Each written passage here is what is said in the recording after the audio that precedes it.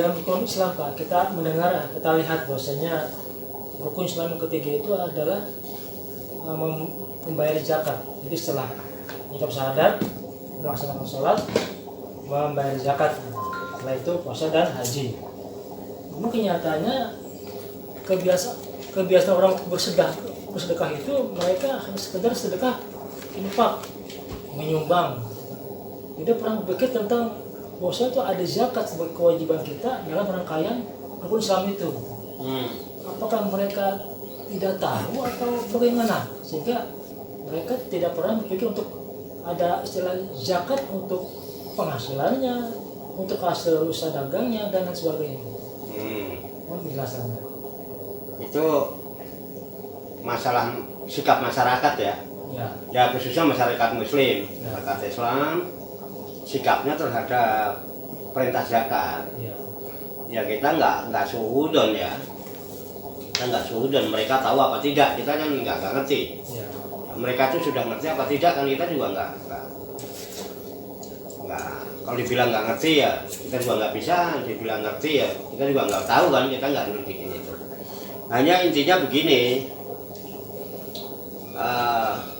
di Al-Quran itu kan yang ada wa mimma rozaqnahum yunfikun gitu ya. Wa mimma, dan dari apa saja rozaqnahum yang kami rezekikan kepada mereka, orang-orang yang beriman, maksudnya orang yang takwa itu. Yunfikun, mereka menginfakkan. Nah, bisa jadi orang itu menganggap bahwa infak itu ya zakat. Zakat itu ya infak, kan bisa jadi begitu. Ya kan? Nah, itu mungkin karena ketidaktahuannya. Padahal di dalam infak itu ada terbagi. Infak dalam kategori batasan wajib.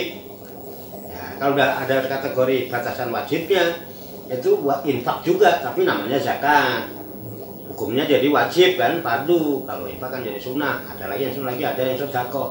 Padahal sebenarnya intinya sama, membelanjakan harta di jalan Allah. Nah, itu kembali pada inamal amalu biniat ya. Niatnya dia membayar zakat apa infak?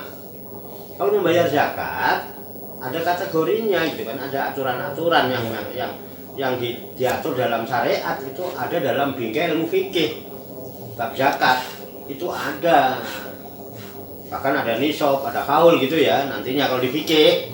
Tapi kalau di Al-Qur'annya ya infak itu wa mimma rozaqnahum yunfikun, dan apa aja yang aku rezekikan pada mereka infakkan. Bahkan tubuh kita ini rezeki dari Allah, penglihatan kita ini rezeki dari Allah, pendengaran ini rezeki dari Allah, ini juga rezeki dari Allah, bisa bicara, kaki kita bisa berjalan, ini juga harus diinfakin kan gitu. Kalau kita rezeki, nah, belum lagi yang hubungannya dengan maliyah, harta kekayaan gitu. Kalau Ramadan jelas yang hubungannya Ramadan ada zakat fitrah, itu ada zakat jiwa dengan makanan pokok. Kalau harta kan ada harta dihasilkan dari pekerja, usaha, ada dihasilkan dari perdagangan, dari peternakan ya kan. Nah itu kan ada nanti. Nah, tidak semua masyarakat tahu tentang hal itu masalahnya. Ya karena nggak ngaji faktornya. Saya yakin kalau yang ngaji tahu lah. Kalau yang ngaji dan dia memang orangnya benar-benar memang sami'na wa ata'na, ya kita mau mendengarkan dan mau mentaati apa yang dikaji itu yang bersumber dari firman Allah maupun sabda Rasulullah ya. Nah, mestinya ngerti dia. Waktunya bayar zakat, yang bayar zakat. Dan zakat itu fungsinya sebagai pembersih. Tapi kalau infak, sedekah itu nanti ada harapan pertumbuhan dan perkembangan. Infak itu masalul ladzina yunfikuna amwalahum fisabilillah kamasalih habatin ambatat sab'a sanabila fi kulli sumbulatin mi'atu habbah.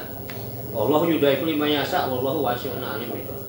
Perumpamaan orang yang menginfakkan hartanya di jalan Allah seperti orang nanam satu biji tumbuh 7 tangkai, masing-masing tangkai membuahkan 100. Jadi satu bisa lipat ganda 700, bahkan bisa dilipat gandakan lagi dengan bilangan yang tidak terhingga bagi siapa yang dikehendaki oleh Allah. Itu diinfak. Nah logikanya, harta yang diinfakkan udah bersih apa belum kan gitu. Sedangkan waktunya bayar zakat dia nggak zakat, berarti kan harta masih kotor. Nah kalau ada kesadaran itu mungkin orangnya berusaha lah mengeluarkan zakat mal ya, terutama kan zakat mal. Kalau zakat fitrah saya yakin lah rata-rata orang bayar zakat kalau kita. Ini yang jadi masalah zakat mal. Apa karena ketidaktahuannya, apa karena apa ya, ini tugasnya para dai, para mubalik yang memberikan pemahaman. Makanya dai-dai, mubalik, ustadz, kiai-kiai itu justru jangan sibuk keluar kemana-mana sementara masyarakat sekelilingnya nggak tahu agama.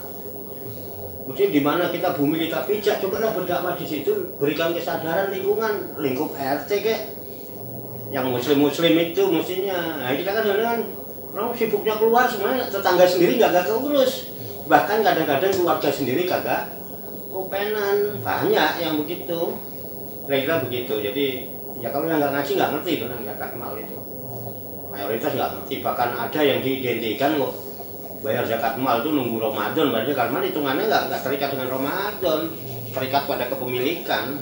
Kira-kira begitu masalah zakat. Karena ketidaktahuannya bisa. Ketahuan masalah Iya. agama ya. Kalau yang tahu ya dia apapun yang kita makan ya harus bersihkan dulu. Logika kalau ada buah ada uletnya, nggak mungkin kita makan mau uletnya dibuang dulu baru kita makan bersih. Nah ulet itu yang dinyatakan 2,5%, 1/40 itu sebagai zakat, sebagai pembersih harta. Bersih. Jangan dimakan sama ulet-uletnya, jadi penyakit kalau nggak dibayarin zakat. Kira-kira begitu. Kasih pemahaman itu. Itu ya Pak ya. Bisa dipahami.